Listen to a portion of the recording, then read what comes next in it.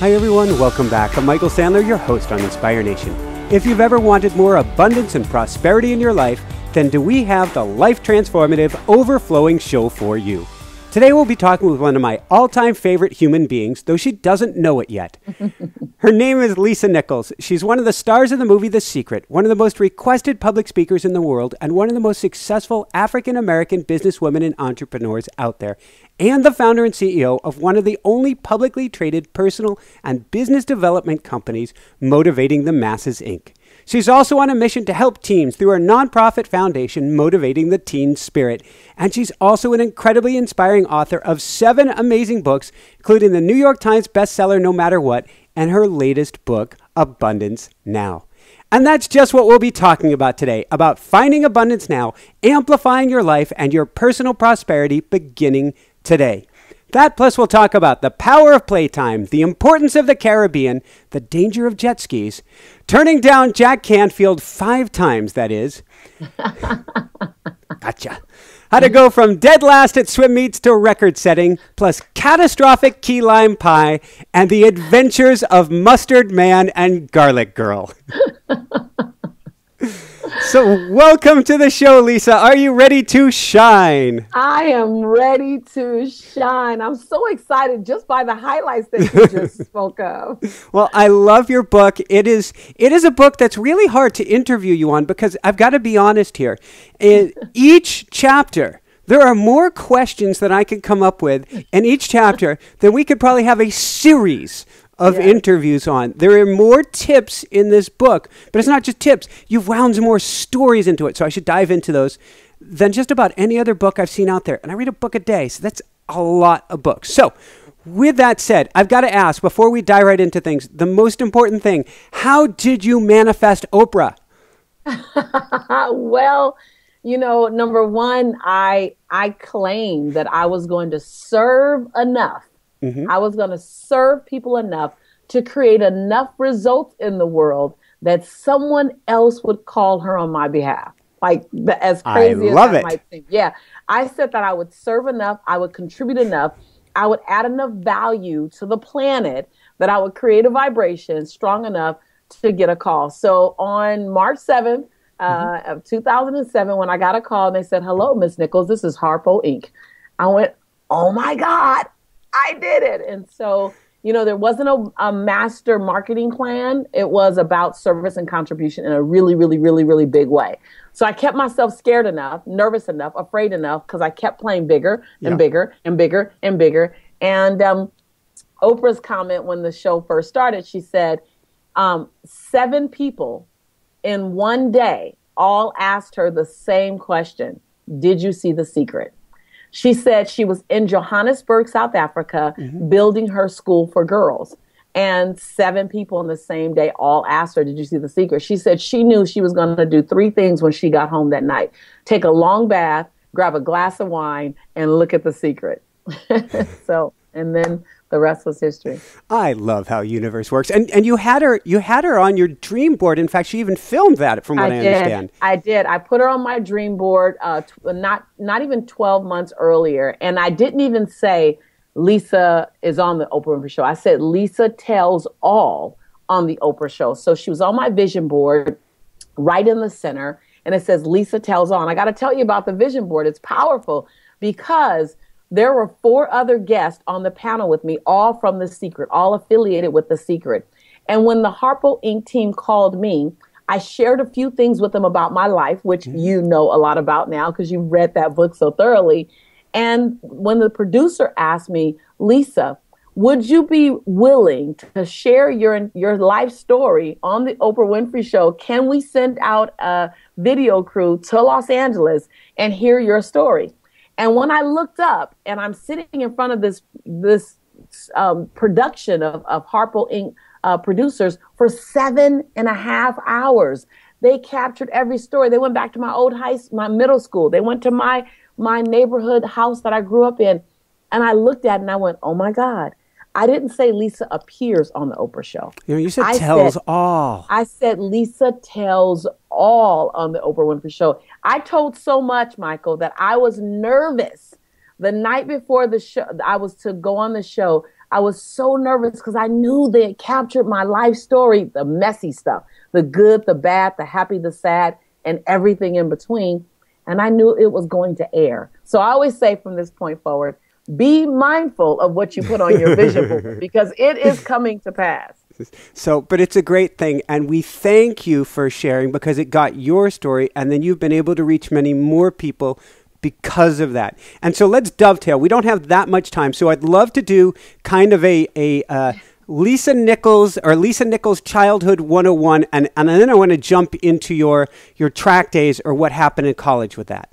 Yes, absolutely. Absolutely. So Lisa Nichols 101. Yeah. Right.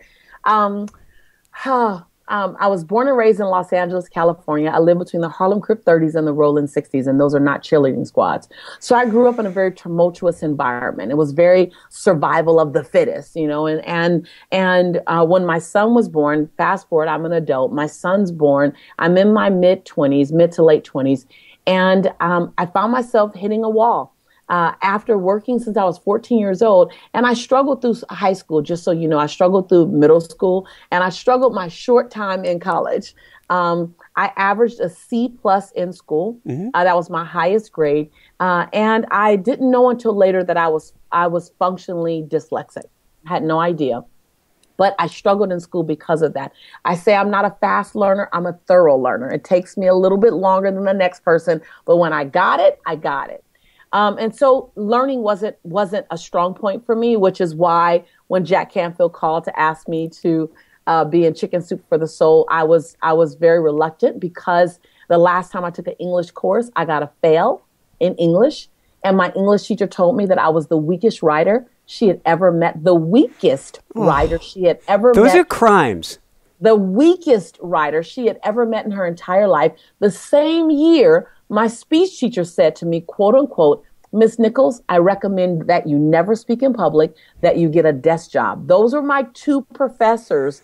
I don't know if I had other professors, but I remember those two the most from my freshman year in college, which happened to be my senior year in college. No. It just wasn't for me. I got out of college after that. I got kicked out because of lack of money. And so then I went on and I had my son. And when I had my son, times were really difficult. I had to get on government assistance to have my son. I got on WIC, Women, Infant, and Children, to have my son. And that's when I hit the wall. I wasn't sure who I was going to be, Michael. I knew that I had talents. I just didn't know where they were in me or how to bring them out. I knew I had the gift of oration. I knew I had the gift of connecting with people, but I didn't know how to put it in a career or a lifetime of service. I didn't know that yet. So I found myself broke and broken when I was 28 years old and my son was 8 months old. Is that when you read Stephen Covey and wrote a eulogy or a couple eulogies for yourself? I read Stephen Covey 3 years prior to that when Stephen Covey said, you know, what are people going to say about you at your funeral? Mm-hmm. What will they say? What kind of friend were you? What kind of sister were you? What kind of neighbor were you? What kind of colleague were you? And it jolted me, Michael. It jolted me. I knew I was being a nice person, mm-hmm. but I wasn't the person that I wanted people to speak about at my funeral. I wasn't living the eulogy that I wanted to be spoken. And so that was scratching the surface when I was 25. It just sparked my awareness. It was over the next maybe 6 or 7 years that I began to kind of test things out to go, what do I want to be said about me? What do I want my legacy to be? I know I'm in my 20s. I know I'm young. Hopefully I'll live forever. But one day when I transition, what do I want them to say about me? And that started when I was 25 years old. When my son was born, I then knew that I had not only my legacy to write, but I had his lifetime to shape. And that was a huge responsibility as well. And so you went, do I understand this timeline correctly? You went from having your son, you're on WIC, you're on food stamps, and then within maybe 3 years, you've got 3 jobs, you're bringing in $120,000, and you're starting to take off. Yes. So I began to run fast. And I became a voracious learner because I didn't have a college degree, I was always interviewing up against people with a college degree. And so I would go into the interview saying, listen, I don't have a degree like many of your other applicants have, but I'm hungrier than most of your applicants are, and I'm more coachable than most of your applicants will ever be. You can teach me. And people bought it, and I meant it. And so I had 3 jobs. I became a 6-figure income earner all of a sudden. I began to shape my message, what I wanted to talk about. I began to volunteer at drug and alcohol diversion, drug and alcohol institutions, and at women battered shelters. And what I volunteered doing there was inspiring them. I volunteered speaking for them and giving them inspiration. Then at that point, I was testing my skill set as a motivational speaker on my spare time. I love it. So then take me forward from then. How did you end up prior to Rhonda Byrne and The Secret? How were you building something special? So I was building Motivating the Teen Spirit. And Motivating the Teen Spirit is a nonprofit organization that is dedicated to teaching teens how to fall madly in love with themselves and how to make integrity-based decisions. It's a life skills program that teaches emotional literacy. So I would go to knock on the doors at the schools and knock on the doors at the churches and knock on the doors at the youth agencies and say, listen, you want to inspire teens to live bigger, live better, live greater. Do you have any emotional literacy content? And they go, no. And I go, may I be that content for free? And they go, yeah. And so I began to put myself inside of churches and schools and juvenile justice and the probation department. And we began to touch and transform the lives of teens. And that meant everything to me. And to date, we've worked with over now 250,000 teens, and we've prevented on record over 3,053 teen suicides. And we've worked in 12 different countries. But back then we were just getting started, and I was learning how to do what God, I believe, put me on the planet to do, which is teach people how to rise above their circumstances, teach people how to turn a mess into a message, a test into a testimony, an obstacle into an opportunity. I know I was put here to do that. And I started with teenagers because I needed the most help. And I needed the most guidance when I was a teenager. I had great parents, a great mom, a great dad. I come from a decent family, had decent opportunities, never went hungry as a child. But I know that I didn't know how to love Lisa. I didn't know how to celebrate Lisa. So it was Motivating the Teen Spirit first, long before the Chicken Soups series, long before The Secret. Beautiful. So going from there, before we jump into the 4 E's and more in here, tell us about Grandma Bernice. Oh, you are asking this. You know what? First, I got to tell you, Michael, I love you. Aww. I love how much you've done your homework. I love how much you've dived into my story and you're picking out those pivotal times and those pivotal moments. I love how you are invested in this. And anytime you want me back, I agree to come back because I love this. And I know we can never get through as much as we should get through today. And so you have carte blanche to call my office anytime you want, and we can do part 2 and we can do part 3. Grandma Bernice. Grandma Bernice is my dad's mom, who passed away over 26 years ago. She shaped my character. Grandma Bernice taught me how to dream. I used to have my my speeches in a folder. I used to have my speeches in a folder like this. Yep. And it was a dark, dingy folder. And I would go to my grandma's house and I would read for her my speeches. And I tell her that I wanted to be an international speaker and inspire millions. And my grandmother prophesied over my life. She said, baby, you're going to inspire me. And I'm 24 years old. I haven't inspired anybody. I haven't spoken in front of any audience, but I would carry my little folder to grandma's house and I have my folder in my hand. I'd open my folder up and I'd read a story to grandma. And as I would read the story, she'd go, when I got to a good part. Yeah. And when she go, I grab my highlighter and I highlight that part because I knew if grandma said, it was a good story. And so I would read the story. Grandma would say, I would highlight, and then I put the story back in the folder. And I did this every single month. I came to grandma's house. Every single month, I read grandma a new speech. And every single month, grandma would go, and I would highlight, and I'd put that folder back. I put that story back in the folder.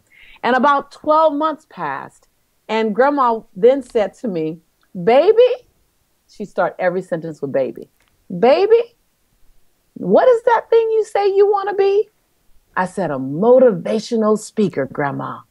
She said, and who you gonna motivate? I said, millions, grandma. She said, well, baby, don't you think if you're going to motivate millions that you need to tell somebody other than grandma, you need to get it out the folder? And my grandma was the first person to tell me, take a risk, share your dream with other people. My grandma was the person who taught me that forgiveness was more about opening up primary real estate in my body. That forgiveness wasn't about everyone else. Forgiveness was about giving myself a chance at a future. That I couldn't give myself a whole chance at a future if I didn't have forgiveness and compassion. Grandma Bernice was the person who taught me that when I get her age, I'm going to sit in my favorite rocking chair and share with my grandchildren the stories of my life. But when I'm my age, when I'm your age, Michael, it's my job to make sure the story is going to be good to tell. Grandma Bernice was pivotal. So if I go back, I can't resist. Going back, time machine to age 15, you're swimming last place in every one of your swim meets. And here comes grandma again. And what does she tell you? Yes. So my grandma told me, quitters never win. And winners never quit. I went to my grandmother's house and I tried to quit swimming. I had one swim meet left and I was swimming against the roughest, toughest team in Los Angeles. Not only did they beat you in the pool, but then they wanted to beat you up when you got out of the pool. So I go to my grandma's house and I tell my grandma I'm quitting. And my grandmother looked at me like, quit? As if I'd said a foreign word in a foreign language. And she said, baby, you must need to know something that you don't know. She said, you're from a bloodline that doesn't quit. You're from a heritage. You're from a culture. You're from a family that doesn't quit, baby. She said, so you go on out there and you swim that swim meet tomorrow because quitters never win and winners never quit. And I believed her. And I went out. I would always come in dead last, Michael. I mean, not second place, not third place, not fifth place. I always came in dead last. I went out there the next day in the swim meet. I missed my heat, so I couldn't swim with the 15, 16-year-olds. I was 15 years old. I had to swim with the 17, 18-year-olds who were even faster. And as soon as I hit the water, as I'm doing my stroke, I'm chanting what grandma said. Quitters never win, winners never quit. Quitters never win, winners never quit. I'm chanting that the entire time that I'm swimming. I do the flip turn, I hit the wall, I turn around, and I swim backwards. Quitters never win, winners never quit. Quitters never win. I hit the wall again. I look to my left, there's no one there. I look to my right, there's no one there. I turn around, and the first person is just hitting the halfway mark. I go to the edge of the pool. I look up at my coach. I said, Coach, was I supposed to swim 3 laps? What happened? And she looked at me and she said, Lisa, what did you do differently? I said, what do you mean what I do differently? She goes, what did you do differently? I said, I chanted the entire time I was swimming. Quitters never win and winners never quit. Quitters never win and winners never quit. Quitters never win and winners never quit. I said, what happened, Coach? As I looked up to her, she said, Lisa, at age 15, you just broke the 17, 18-year-old's national record for freestyle. And the only thing, Michael, that had changed was what my grandma told me the day before. Quitters never win and winners never quit. I just began to feed myself a different conversation in my head while I swam. Woohoo! So, and now we know where the motivational speaking comes from. Yes, my core of inspiration comes. So let's talk about some of the basic fundamentals, and that's probably as far as we'll get for today. But this is so beautiful, so thank you.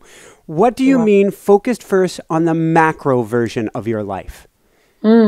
So abundant thinkers, and when I wrote this book, you have to know that I wrote this book because I was interviewed over 155 times in 5 months. And in every interview, people kept asking the same question. How did you go from welfare to Wall Street? Mm-hmm. How did you go from public assistance to taking your company public? How did you go from being broke to running a multi-million-dollar company? And so this book really is my contribution back to just my community, to everyone, to go, this is how I did it. So the first thing I had to do was I had to adopt a new way of thinking, which was a way of abundant thinking, that your lifestyle will follow your thinking, that when you are thinking abundantly, your lifestyle will follow that. Mm-hmm. I realized that I wasn't an abundant thinker. I was an average thinker. Most people are average thinkers. No judgment to that. I grew up an average thinker. My family were average thinkers. That's all you know as an average thinker. You think protection. Don't step out of the comfort zone. Don't move out of the box. Don't push yourself too far. Don't risk it. Be safe.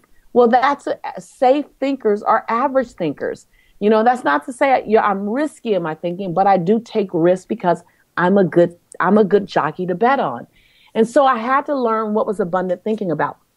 So I began to study abundant thinkers.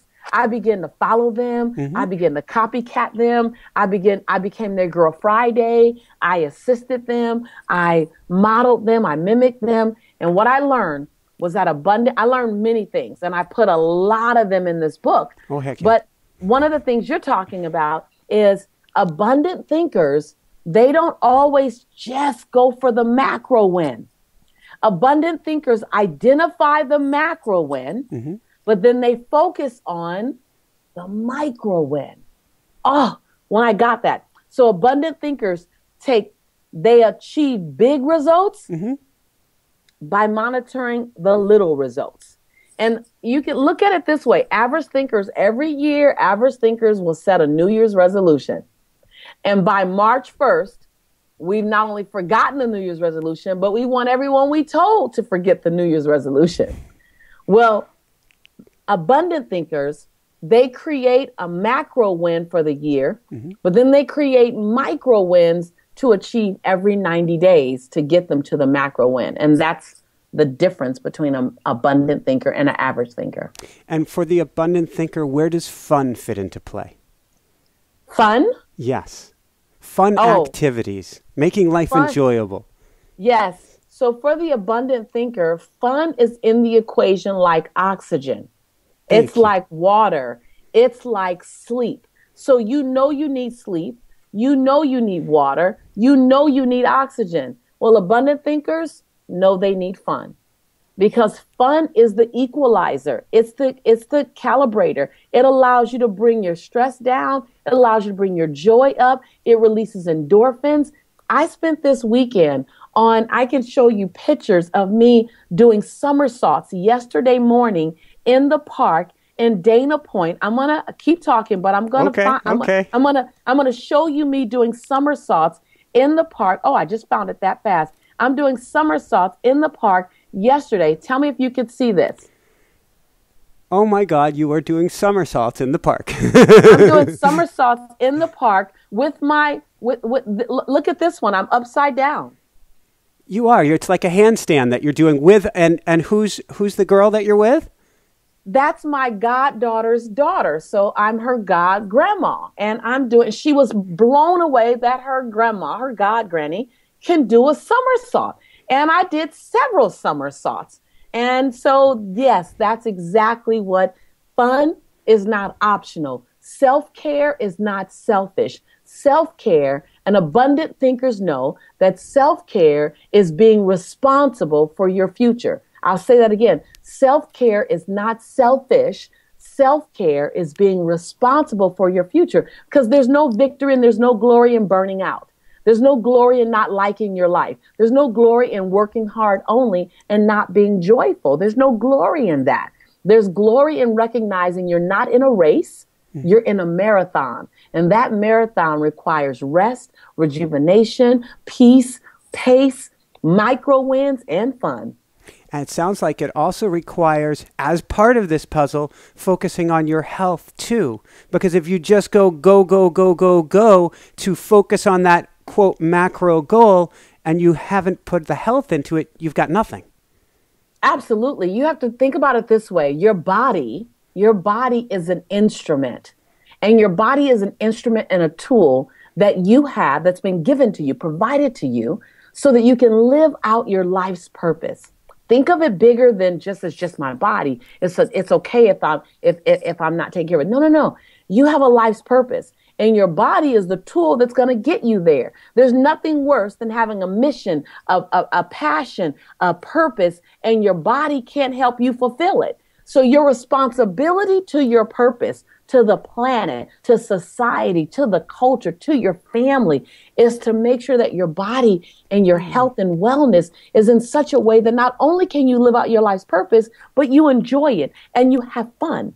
See, I always say, I want my body to be in alignment with my desire. Well, my desire is to dance in Greece, to swim in Maui, to parasail in Australia. You know, that's my goal. And my body has to be in such a way that it's supporting that. And I've had to transform my body to get myself to that place.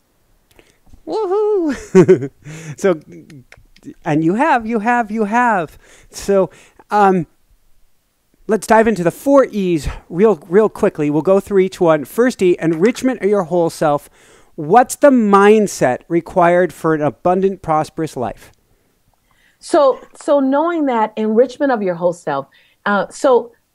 Going back to my point where your mindset will take your life wherever your life is going to go. So enrichment of yourself allows you to go, wait a minute, who am I being to me? Who am I being for me? See, it's your job to fall madly in love with yourself. It's your job to educate yourself. It's your job to nurture yourself. It's your job to be your best cheerleader. I said this on the Oprah Winfrey Show, that the world is going to follow your example of how to treat you. It's your job to give everyone the best example possible of how you want to be treated. Self-enrichment is that. It's nurturing of self. It's pouring into you. Michael, it's what you do all the time, which is why you're so successful, which is why people watch you, which is why people follow you, which is why I'm doing this interview with you, because your self-enrichment has raised your game. Self-enrichment is the first example that you love you, you honor you, and you celebrate you. Beautiful. From there, real briefly on the importance of milestones. So understanding milestones. Milestones is recognizing that you get to celebrate. We don't celebrate ourselves enough. We go after these big, bodacious goals, and there's not enough points where we stop and celebrate. There's not enough graduations in life. You graduate from high school or college, and there's no more graduation. You got to wait a whole year for a birthday. Well, when you set a goal, you should have at least 3 milestones to get to that goal. Those are 3 pivotal moments before you hit the goal that you stop and you celebrate you. Beautiful. What's the power of I am affirmations? I am the state, and all of this is in the book. I love how you're pulling all these juicy nuggets and jewels out of the book. I was saying before the interview, there's so much, and it's so much in this book. We could cover an interview, a chapter. I'm blown away by how much is in it. Amen. Thank you. It was my job. I said that this book would be if I was remembered for only one thing.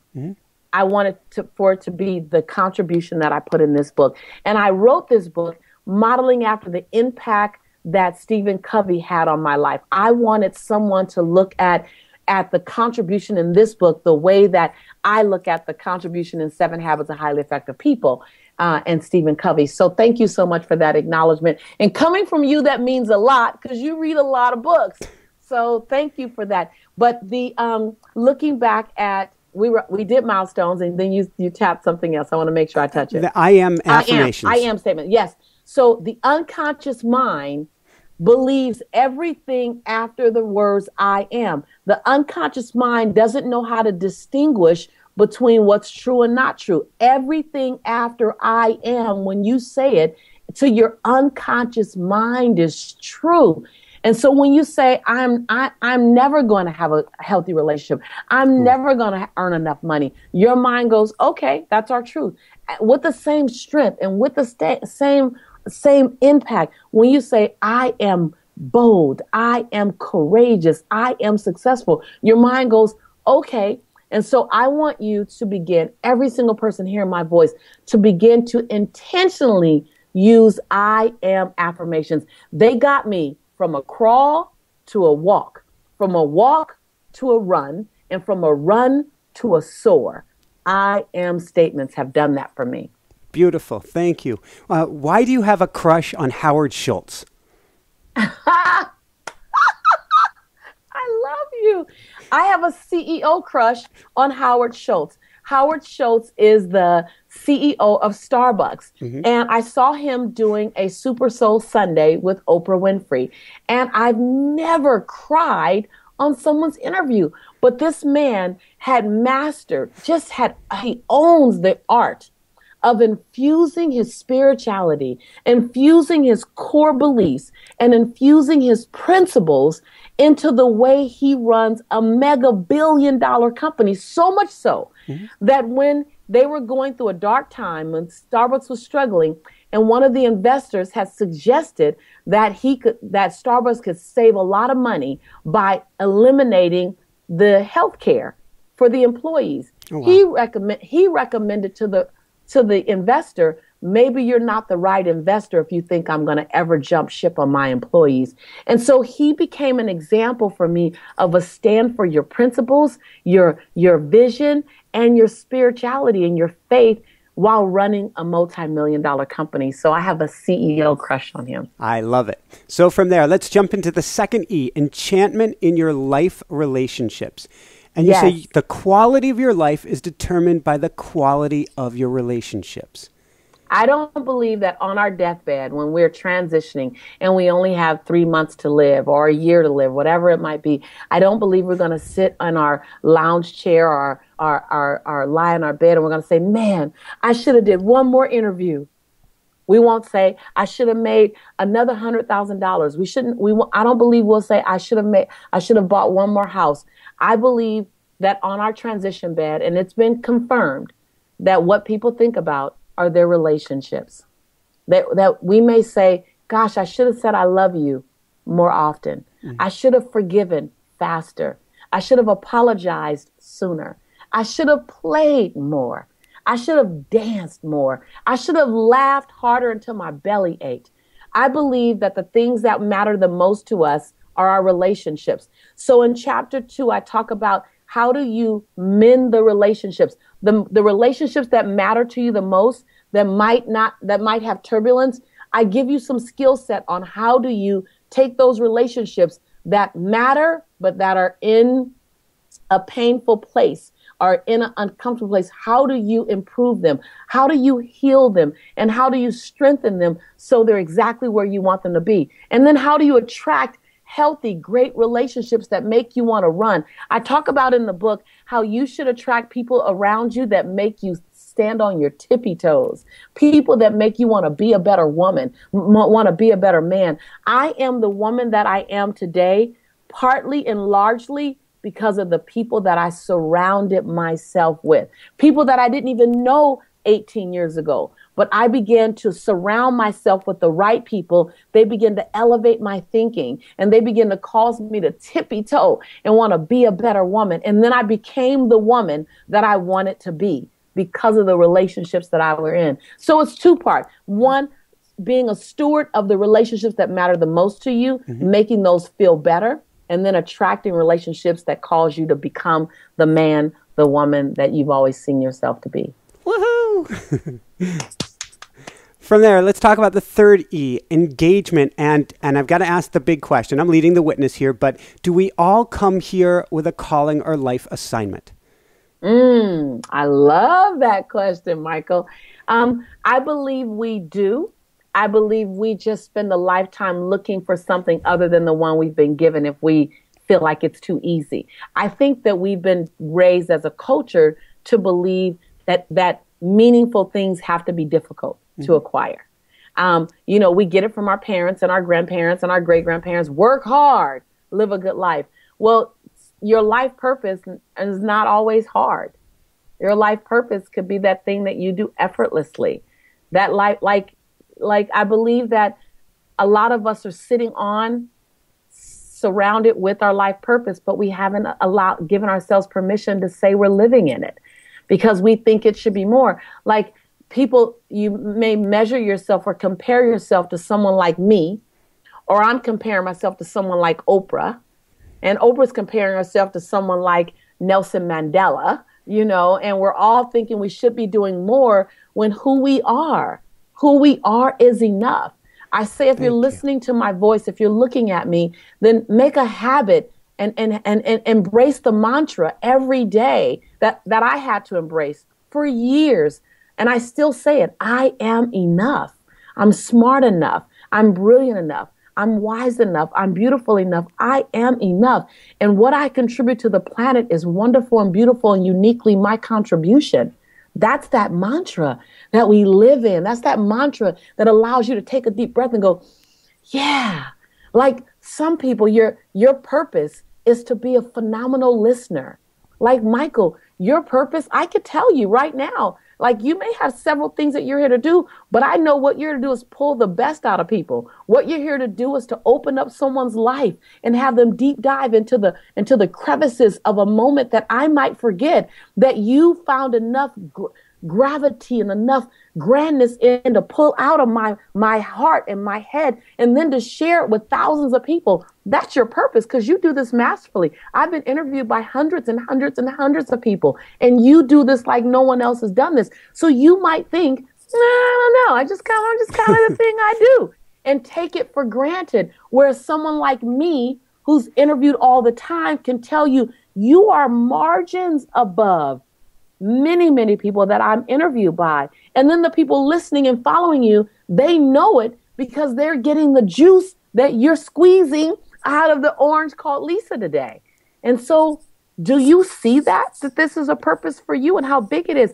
Just like that comes maybe effortless for you. Mm-hmm. My dad was born to be a father, and he oftentimes questions his contribution to the planet, but I'm the woman I am because my father is the father he is. You get me, you got this book because I got my daddy.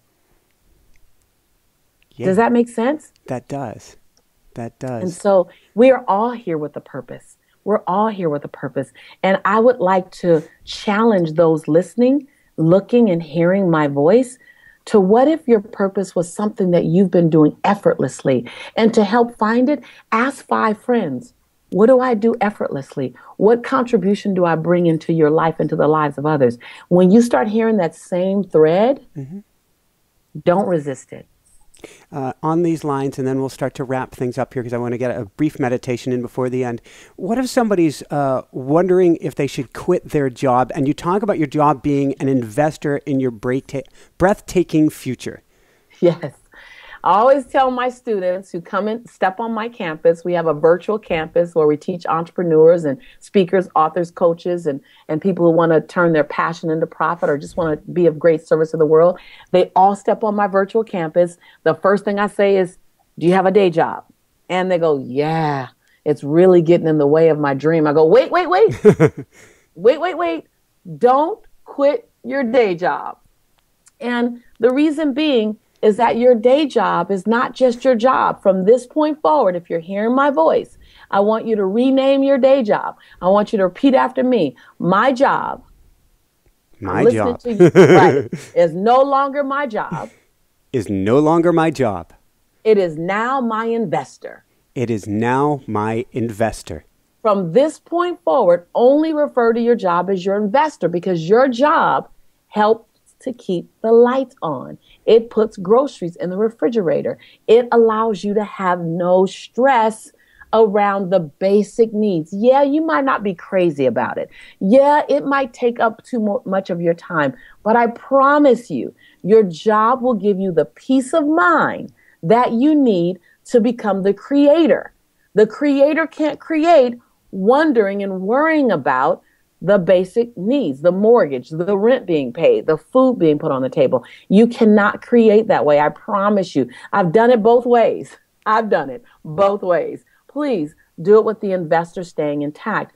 And then what happens is when you begin to look at your former job as your investor, begin to serve your investor with more joy because your investor is serving you. Every time you get paid, write a check to your dream. Believe me, you have money to spare. Even though you think, in many cases, many people think I don't have money to spare. You do have money to spare. All you have to do is shave down your lifestyle. And as you shave down your lifestyle, and don't like if you pay $400 a month for entertainment or still go down to $200 a month, but still expect $400 a month in allocation. Just write the check for $200 over to your dream. So even though you reduce your lifestyle, still allow your monthly cost to be the same. Just absorb the difference in your cost in a check that you write to yourself. And in the memo line, as you know, Michael, in the memo line, write the same thing I wrote, funding my dream. You'll notice you'll be much more excited about going to the investor every day. Woohoo! From there, really, really briefly, any words of wisdom for parents to help their kids? So number one, your children have emotions like you have. They're little people. They're not just children. They're little people. They're full adults. They have every single emotion you have. So one, create a safe space. Safe space. Write this down. And the way you create a safe space is you have three things in a safe space. Number one, there's no judgment. So tell your child there's no judgment here. The second thing, unconditional love. Tell your child there's unconditional love. No matter what you say, there's unconditional love. And the third thing, key thing, is to create a space where there's no repercussions. That's going to be the hardest for you to do as a parent because we have repercussions. We give our children repercussions. So when you want your child to open up, then you have to go into a space, in a zone that you don't live in all the time. It's called the safe space zone, where there's no judgment, no repercussions, and unconditional love. In that space, you also want to take some risk with your child and tell them some things about you, not just as a parent, but as a mother. Not just as a mother, as a woman, as a man. And so that's create the safe space. And we have a lot of things we do for parents and children if you should choose to step onto our campus. So that's one of my favorite places to serve. A perfect segue then. How do they get to your campus? And how do they find out more and find your beautiful book? Oh, amen. So go to abundancenownonline.com to learn about the book. So abundancenownonline.com. Now, I have this course where I take the book. You need the book to go to participate in the course. But I take the course, and I don't even know if you know this, Michael, but I bring the course to life. It's just now coming out. It's 14 video modules, 14 modules where I'm unpacking each part of your life, financially, relationships, and in every module is about 20 to 40 minutes long. I'm teaching you in my home. The only other person that teaches you is my life coach, Susie Carter. She's also on a few of the videos. And I teach you how to take the book and how to really apply it inside your real life. And so you read the book first, and then you go to abundancenownonline.com/course. So you go here. And if you're not catching this as you're driving down the road, I'm going to have all the links on Inspire Nation Show, so we'll get you right over to this site. Yes. And so you go to abundancenownonline.com/course. There's many things you can do when you step on our campus, but I'd like to recommend that you start with that. Because when we can get your whole life 360 in order and moving forward, and really in a way where you feel the momentum, everything else that you touch will turn to gold. And so go to abundancenownonline.com/course and jump in there and allow me to step into your home. My students have said it feels like I come into your home via video and you and I spend sacred time together, just slowly going through each part of your life so that it's an abundant place for you. So it's my joy to serve you. And with your energy, it's a gift. Amen. So, thank you so much, Michael. I'm excited. Listen, you have to promise me we'll do this again. Absolutely. So I'll do a few things, and I probably don't have time for a meditation, it looks like today. But a wrap-up question we like to ask all of our guests. What personally brings you the greatest happiness, or what I call the woohoo factor?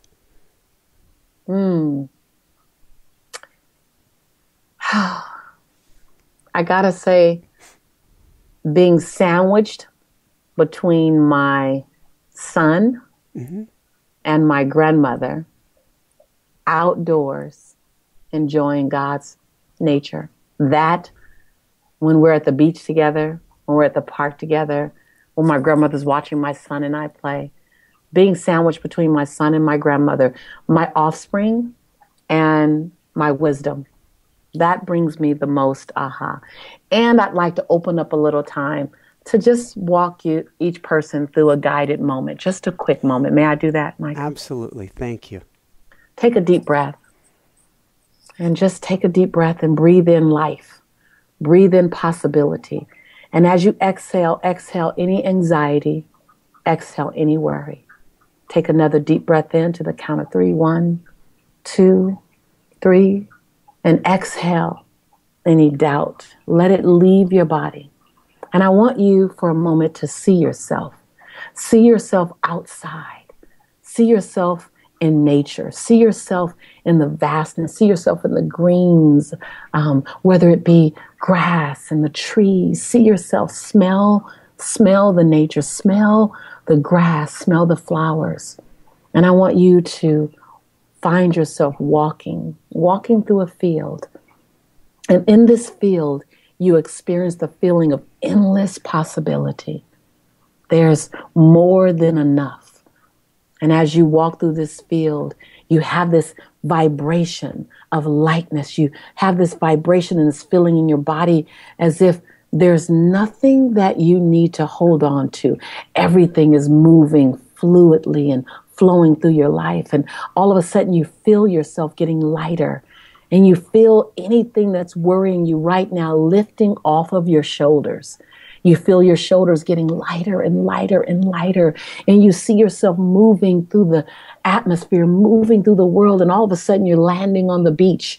And you're moving with velocity just through the planet. And you feel the sand under your toes. And you see the ocean. And you see the ocean in its abundance. And you see the vastness of water. And you're reminded that if the universe, if the divine, if God can create the ocean, create the land, then your life is under construction. And your life is in the most perfect place. And I want you to breathe in the ocean, smell the ocean, walk down the sand, feel yourself getting lighter again, lighter again, lighter again. And now you're moving through the universe, and now you're landing inside a meditation garden. Sit still, cross your legs, fold your arms, take in a deep breath. And I want you to see the people around you that you love. See them all sitting in front of you, all holding the space with you. And now I want you to slowly open your eyes. And I want you to hear people thanking you. They begin to talk slowly, saying, thank you. Thank you for dreaming big. Thank you for having that day when you put your foot down for you and you began that journey. Thank you for using the I am statements. Thank you for making micro wins turn to macro wins. And all of a sudden you look around and they're not just 10 people. There's not just 20 people. They're like 50 people, 60 people, 80 people, all coming here to sit with you, to thank you. Because you transform your life, you transform theirs. And they just wanted to stop by and say, thank you, thank you, thank you, thank you, thank you. Begin to open your eyes, come back into this space. And to you, I say, for all the dreams that are coming to you tonight, tomorrow, for all the micro wins you'll create to make the macro wins, I say, thank you. And thank you. Oh, this has been special. So I've got to crank it up for a brief finish. For everyone out there, this is Michael Sandler saying, be well, have fun, get abundance now, and put it into practice, and shine bright. Woohoo! You rock. Thank you. Thank you so much. Thanks so much for watching. If you enjoyed it, be sure to like below. Also, leave your comments. Have some real fun with it. Subscribe to our channel where you're going to get more great videos, more interviews coming up. And check out our website, inspirenationshow.com. That's where you'll find tips, blogs, information, videos you won't find anywhere else, and useful and helpful resources to really help you kickstart your life and to shine bright. Thanks so much again. Thank you for your support. Like, comment, subscribe. See the website. Thanks so much and have fun. Of course, shine bright. Woohoo!